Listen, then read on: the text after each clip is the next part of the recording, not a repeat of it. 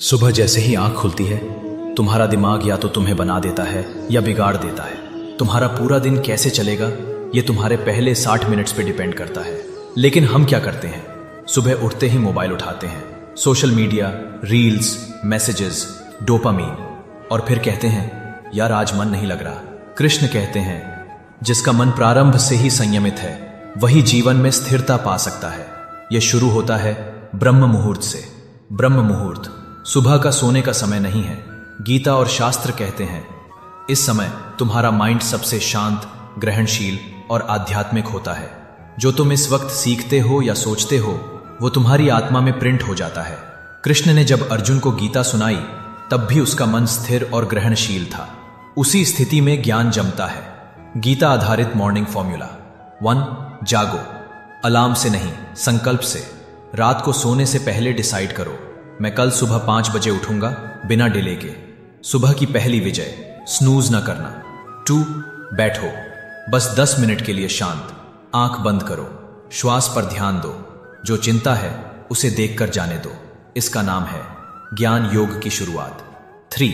पढ़ो, एक श्लोक गीता का रोज, सिर्फ एक श्लोक, और सोचो कृष्ण मुझे क्या कहना चाहते हैं। यह डेली कनेक्शन तुम्हारा मन सुधारेगा।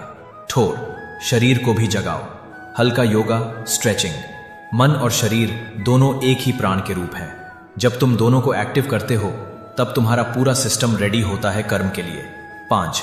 कर्म करना शुरू करो बिना डिस्ट्रैक्शन के। सुबह का पहला काम, बिना मोबाइल, बिना डिले, बिना कंप्लेन। यही है कर्म योग का अनुभाविक रूप। कृष्ण ने क्यों कहा था स्थिर बुद्धि? जो व्यक्ति सुबह से ही घूम रहा होता है, कभी फोन, कभी स्ट्रेस, कभी लेजीनेस, उसका दिन भी वैसे ही बिखरा हुआ होता है।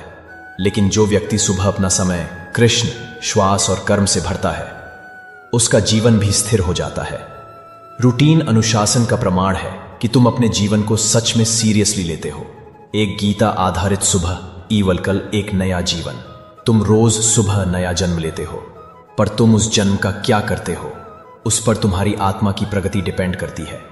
कृष्ण ने अर्जुन से कहा तस्माद् योगी भव अर्जुन। योग में जुड़ो, ध्यान में जुड़ो और कर्म में अपने जीवन को लगाओ। एक बुद्धिमान व्यक्ति की सुबह का मतलब है शुद्ध मन, शुद्ध संकल्प और शुद्ध कर्म। निष्कर्ष, अगर तुम अपना दिन सुबह कृष्ण के साथ शुरू करते हो तो दुनिया की कोई चिंता, डिस्ट्रैक्शन या तनाव तुम्हें तोड़ नहीं सकता। पर सवाल यह है सिर्फ रूटीन नहीं, क्या तुम्हारी आदतें भी कृष्ण की शिक्षा के हिसाब से हैं? अगर कृष्ण आज के युग में होते तो वो तुम्हें कौन सी 3 डेली हैबिट्स बताते? अगला संदेश, 3 daily habits Krishna would recommend today. सात्विक भोजन, ध्यान और सेवा के रूप में तुम्हारे जीवन का बदलाव।